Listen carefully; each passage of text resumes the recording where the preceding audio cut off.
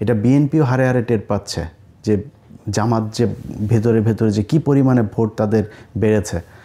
তারেক রহমান ভাই, আপনি সবশেষ যে বক্তব্য দিয়েছেন, আপনার বক্তব্য কিন্তু আমরা এই ৭১-এর মুক্তিযুদ্ধ নিয়ে গত ৬ বছরে ৭ বছরে আপনার অনেক বক্তব্য আমরা শুনেছি।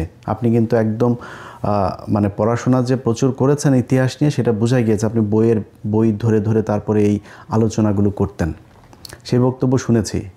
আজকের এই 2 দিন আগের যে বক্তব্য আপনি ইতিহাস নিয়ে দিয়েছেন, সেই ইতিহাসের বক্তব্য আর আপনি এতদিন যে বক্তব্য বলেছেন সেটা মিলছে না একসাথে।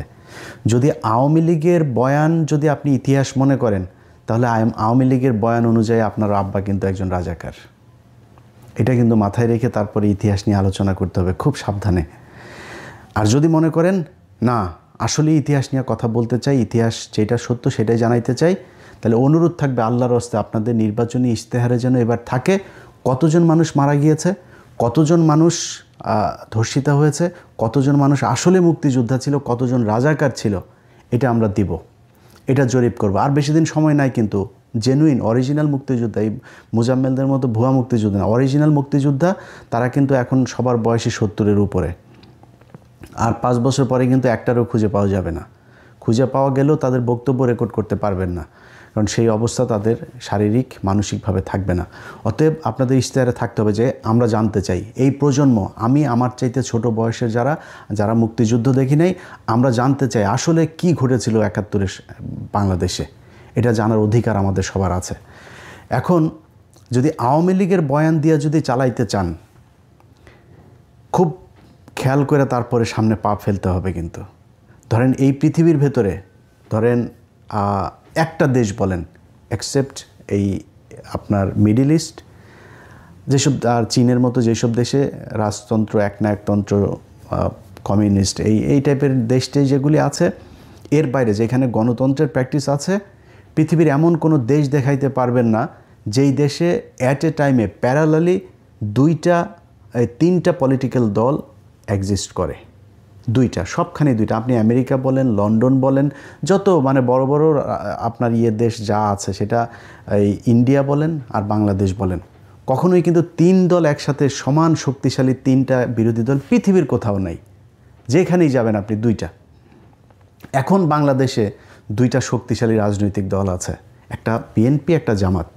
আমার মনে হয় এখনও বিএনপি সবচাইতে বড় দল, 2 নম্বরে যদি জামাত ধরেন, কিন্তু খুব শক্তিশালী। কিন্তু এটা খালি মানে মুখের কথা না, এটা বিএনপিও হারে হারে টের পাচ্ছে যে জামাত যে ভেতরে ভেতরে যে কী পরিমাণে ভোট তাদের বেড়েছে।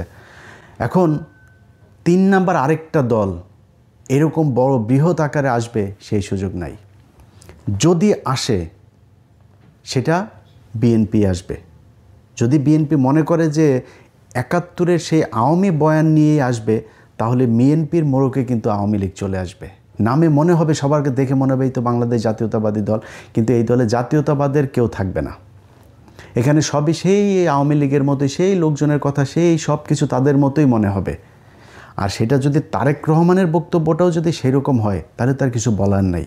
একমাত্র জিয়া পরিবারকে আমরা বিশ্বাস করি যে না, তারা অন্তত বাংলাদেশ জাতীয়তাবাদের এই বাংলাদেশে তারাই হচ্ছে গিয়ে প্রণেতা, এবং তাদের হাত ধরে এটা শুরু হয়েছিল। তাদের এই পরিবার যতদিন থাকবে বাংলাদেশ জাতীয়তাবাদ এটা থাকবে। এখন বাঙালি জাতীয়তাবাদে যদি আপনি যাইতে চান, সেটা আবার ওইটা কিন্তু আওয়ামী লীগের নিয়ে হয়ে যাবে। তখন নামে থাকবে হয়তো বিএনপি। আওয়ামী লীগের ইতিহাস বাংলাদেশে শেষ, এটা মনে মনে আপনাকে বেঁচে রাখতে হবে। সব শেষ। শেখ হাসিনার কথাও আপনারা টেলিগ্রামে যারা শুনেছেন যে এখন আমাদের আর কী করা, আমাদের আর করণীয় না, আমাদের গেরিলা হামলা করতে হবে। মানে বক্তব্য বুঝেছেন তো যে তার হাতে আর কোনো কিছু করার নাই। আন্তর্জাতিক বলেন, জাতীয় বলেন, সবখানে তাদের দেখা শেষ। এই দেশের মানুষও তাদের কথা এখন কেউ নেমে আসবে না। সো 2-4টা ভাঙচুর, জ্বালাও পোড়াও করতে পারেন, করলে আবার মামলা খাবেন। এই রাস্তা তো আপনারা দেখিয়ে দিয়ে গেছেন। একটা হবে 1200 মানুষের নামে মামলা হবে। মুরগির উপর বোমা মারার মামলা করেছেন না? সো এই রাস্তা তো আপনারা দেখিয়ে গিয়েছেন। পুলিশকে সেই ইকুইপমেন্ট দিয়ে গিয়েছেন। আড়ি পাতা দিয়ে এখন স্বরাষ্ট্র উপদেষ্টা সরাসরি বলে আড়ি পাতা হবে। আপনারা এগুলো করে খুব বেশি সুযোগ সুবিধা নিতে পারবেন না। সো বিএনপি, জামাতের জায়গায় থাকবে। জামাত যেহেতু উঠে গিয়েছে, জামাত তো এখান থেকে উপরে উঠবে, নিচে নামবে না। তো এখন আপনারা কারা থাকবেন? বাংলাদেশ জাতীয়তাবাদ থাকবেন না বাঙালি জাতীয়তাবাদ থাকবেন? সেটা হচ্ছে আপনাদেরকে ডিসাইড করতে হবে। যাই হোক, বিএনপিকে খুব বেশি নসিহত করতে চাই না, বিএনপির নিজস্ব ব্যাপার। বিএনপিকে নিয়ে কথা বললে আবার বিএনপি আবার আমাদের জামাত বানায় দিবে, যেখানে ভাই আপনাদেরকে অবমূল্যায়ন করে ছোট করে কথা বলার মতো সুযোগ নাই। অনেকে বিশাল গ্যাঞ্জাম বাঁধাইতে চাচ্ছে আমাদের আর বিএনপির মাঝখানে, আমারে দিয়ে সেটা পারবেন না। কারণ হচ্ছে কি, কারণ এই বিএনপি তো গত 15 বছরে তারা জীবন দিয়েছে, তাদের পার্টির লোক গুম হয়েছে, তারা জেলে ছিল, এই পুরো দলটারে একদম যা মনে চায় তাই বলবেন, এটা বলা আমার এত দুঃসাহস হয় না, যে কারণে খুব বেশি বুঝাইলাম না। বাট সামনের দিনগুলোতে খুব সাবধানে পা চলতে হবে। মনে করেন জামাত ইসলাম ক্ষমতায় আসলো, আওয়ামী লীগ যা করেছে এই বিএনপির উপরে, জামাত ইসলাম সেটা কোনোদিনও করবে না। করলে আমরা ছেড়ে দেবো না তো, যে জামাত এসে বিএনপিরে গুম করবে, খুন করবে, বিএনপির একদম বিরোধী দল নিশ্চিহ্ন করে ফেলবে, জামাতটা আমরা ছেড়ে দেবো নাকি? কিন্তু যদি আওয়ামী লীগকে আবার আনেন, আম এবং ছালা দুটাই যাবে। এবার আসল আলোচনায় আসি। আজকে আমার এই বাম সাইডে আমার বউয়ের জুতা দেখাইছি না আগে, এই জুতাটার পাশাপাশি আরও একটা জিনিস আমার কাছে এনে রেখেছে, এইটাও আপনাদের একটু দেখায় তারপরে অনুষ্ঠান শেষ করব। আজকে পিনাকিদার মতো আমার এডিটর সাহেবদেরকে একটু বলবো যে একটু কাজ করতে। এটা হচ্ছে আমাদের আপনার অরক্ষিত স্বাধীনতায় পরাধীনতা, এটা মনে হয় লেখাটা উল্টা দেখাবে যেহেতু ভিডিওতে। সো এই অরক্ষিত স্বাধীনতায় পরাধীনতা, এই বইটার এটা হচ্ছে এডিটর সাহেব আমার এটার ইয়েটা প্রথম পৃষ্ঠার ছবিটা আপনাকে দিয়ে পাঠিয়ে দেব, আমি একটু দেখায় দিয়েন। এটা দ্বিতীয় সংস্করণ, দ্বিতীয় প্রকাশ জুলাই 2019, প্রচ্ছদ সুব্রত সাহা, প্রকাশক শহীদুল ইসলাম, কমলকুড়ি প্রকাশনার, বাংলা বাজার, মান্নান মার্কেট, 3য় তলা, ঢাকা 1100। যাই হোক, এই বইয়ের আমি আপনাদেরকে যেটা পড়ব 2019 সালে, কিন্তু আওয়ামী লীগের সময়ে এটার ইয়েটা হয়েছে। এটার 48 নম্বর পৃষ্ঠা আপনাদেরকে আমি 48 থেকে 49 এবং 50 নাম্বার, ছোট 2-3 মিনিটের ভেতরে আপনাদের পড়ে শেষ করে দিব। এই বইটা হচ্ছে এই মেজর জলিল। আমি কিছুক্ষণ আগে বললাম না যে 16 ডিসেম্বর বিজয় দিবস বলে জুতা দিয়ে পেটাবো, এটা কিন্তু আমি বলিনি, এটা এই মেজর জলিল বলে গিয়েছেন। কেমনে বলে গিয়েছেন? উনি ওনার ভাষায় বলেছেন, আমি আমার ভাষায় বললাম আর কি। তো 48 নম্বর পৃষ্ঠার একদম শেষ 5 নাম্বার লাইন থেকে পড়া শুরু করবেন। 16 ডিসেম্বর 1971 সনে ভারতীয় সেনাপতি জেনারেল অরোরার কাছে পাকিস্তানি সেনাপতি জেনারেল নিয়াজি যে আত্মসমর্পণ করেছেন, সেই ইতিহাস চিরযুগই অম্লান হয়ে থাকবে। বেতনভুক্তদের ইতিহাস লেখা হয় না, তারা ইতিহাস নয়, তারা ইতিহাসের খোরাক মাত্র। ঐতিহাসিক 16 ডিসেম্বর 1971 সন বাংলাদেশের মুক্তিযুদ্ধের আনুষ্ঠানিক অবসানের দিন। আনুষ্ঠানিক কী দিন? অবসানের দিন, বিজয় দিন না, কিন্তু শেষ করতে দেন। হানাদার পাকিস্তানি বাহিনী ভারতের পূর্ব অঞ্চলীয় কমান্ডারের অধিনায়ক লেফটেন্যান্ট কর্নেল জগজিৎ সিং অরোরার কাছে ঢাকার রেসকোর্স ময়দানে আত্মসমর্পণ করে। যে যুদ্ধ বাঙালি সশস্ত্র গণবিস্ফোরণ ও মুক্তিযুদ্ধের মধ্য দিয়ে শুরু হয়, তার শেষ হয় ভারতীয় সেনাবাহিনীর অধিনায়কের কাছে হানাদার পাকিস্তানি বাহিনীর অধিনায়কের আত্মসমর্পণের মধ্য দিয়ে। হিসেব মিলছে না কেন? হিসেবের এই গরমিলের জন্য দায়ী কে বা কারা? যারা মুক্তিযুদ্ধ শুরু করেছিল, যুদ্ধ শেষে পরাজিত শত্রুপক্ষ মুক্তিযোদ্ধাদের কাছে আত্মসমর্পণ করল না কেন? পাকিস্তান এবং ভারতের মধ্যে তো কোনো যুদ্ধ হয়নি, মুক্তিযুদ্ধ সংঘটিত হয়েছিল হানাদার পাকিস্তানি সেনাবাহিনী এবং মুক্তিকামী বাঙালি জনগণের মধ্যে। ভারতীয় সেনাবাহিনীর কাছে পাকিস্তানি সেনাবাহিনীর আত্মসমর্পণের হেতুটি দেখা দিল কেন? কোন উদ্দেশ্যে? মুক্তিযুদ্ধের সর্বাধিনায়ক কর্নেল উসমানীর কাছে পাকিস্তানের পরাজিত নিয়াজি আত্মসমর্পণ করলেন না কেন? আত্মসমর্পণের সময় কর্নেল উসমানী উপস্থিত ছিলেন না কেন? অনুপস্থিত ছিলেন কেন? আত্মসমর্পণের বেশ কয়েকদিন পর কর্নেল উসমানী ঢাকায় এলেন কেন? এ সময়কাল তিনি কোথায় ক্ষেপণ করেছেন? তিনি কি তাহলে সত্যিই কলকাতায় বন্দী ছিলেন? আজও বাংলাদেশের জনমনে নানান প্রশ্নের ভিড় জমেছে।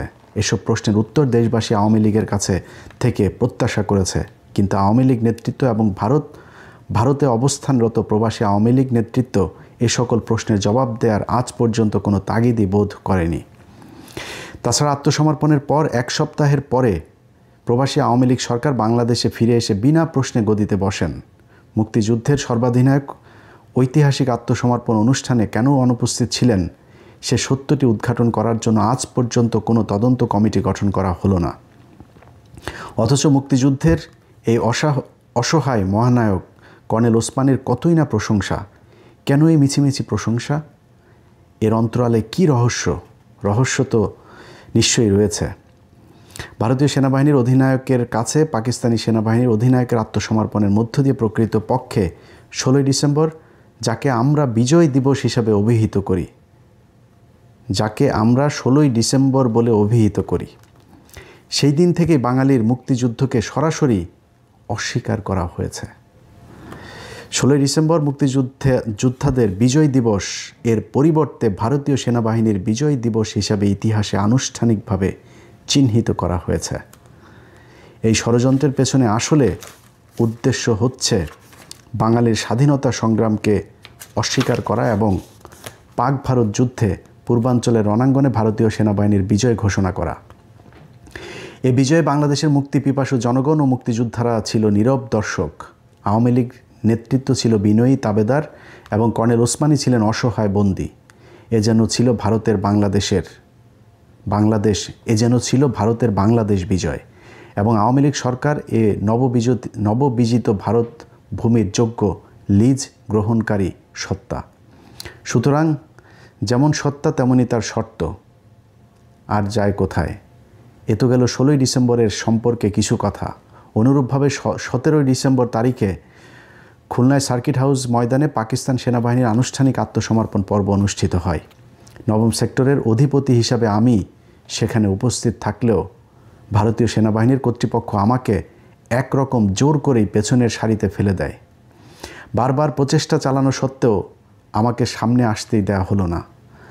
আমার প্রতিপক্ষ ভারতীয় সেনাবাহিনীর মেজর জেনারেল দালবীর সিংকে দিয়েই সেই আত্মসমর্পণের নেতৃত্ব বজায় রাখা হয়। অথচ দালবীর সিংয়ের অধীনস্থ সৈন্যরা যুদ্ধক্ষেত্রে সবসময় আমার বাহিনীর অনেক পেছনে অবস্থান করত। মুক্তিযোদ্ধাদের দীর্ঘ 9টি মাসের অসীম ত্যাগ, তিতিক্ষা আর আত্মাহুতির মধ্য দিয়ে রচিত বিজয় পর্ব এভাবেই ভারতীয় শত্রু চক্র দ্বারা লুণ্ঠিত হয়ে যায়। সংগ্রামী লড়াকু বাঙালি জাতি প্রাণপণ যুদ্ধ করেও যেন বিজয়ী হতে পারল না, পারল কেবল অপরের করুণায় বিজয় বোধ দূর করে অনুভব করতে। বিজয়ের সরাসরি স্বাদ থেকে কেবল বাঙালি জাতি বঞ্চিত হলো না, বঞ্চিত হলো প্রকৃত স্বাধীনতা থেকেই। সুতরাং সেই বঞ্চনাকারীদের কবল থেকে বঞ্চিতদের ন্যায্য পাওনা আদায় করার লক্ষ্যে আরেকটি প্রকৃত মুক্তিযুদ্ধের প্রয়োজন কি এখনও রয়ে যায়নি? এবার শুরুতেই যেই জুতাটা দেখাইছি না, এই পৃষ্ঠা পড়ার পরে কে জুতা খাইতে চাস আর কে জুতা মারতে চাস এটা আমারে জানাইস। এই যে বইটা পড়লাম, এই বইটা একজন সেক্টর কমান্ডার, অনেক এই ভারতীয় চক্র এরা বলে থাকে যে 16ই ডিসেম্বর বাংলাদেশের সব সেক্টর কমান্ডাররা, মেজর জিয়া, তারপরে এই আপনার কর্নেল ওসমানী যিনি সর্বাধিনায়ক ছিলেন, তারপর ওইদিকে তাজউদ্দিন ওরা থাকলেও বুঝতাম ওরা আমাদের দেশের লোক, সবাই নাকি আসতে পারেনি, অনেক দূরে দূরে ছিল। মেজর জলিল লিখে গিয়েছেন যে 17 তারিখ এই 16ই ডিসেম্বর ঢাকাতে যেটা রেসকোর্স ময়দানে হয়, 17 তারিখ খুলনা 9ম এই সেক্টর, যেটা সবচাইতে বৃহৎ সেক্টর 1971 সালের, ওই সেক্টরের অধিনায়ক ছিল মেজর জলিল। তিনি ওইখানে ছিলেন, তো ওই অধিনায়ক হিসেবে ওইখানে তার নেতৃত্ব দেওয়ার কথা না, তার পেছনের সারিতে ধাক্কায় ফেলাই দিয়েছে। এটা হচ্ছে আমাদের বিজয়। মেজর জলিল লিখে দিয়ে গিয়েছেন আরেকটা বিজয় দিবস আমাদের প্রয়োজন। লিখেছে না, সব শেষ লাইনটা পড়লাম না, আবার পেছনে ঘুরে শুনেন। সেটা হচ্ছে 5ই আগস্ট। এই কারণে 5 আগস্ট আমাদের বিজয় দিবস।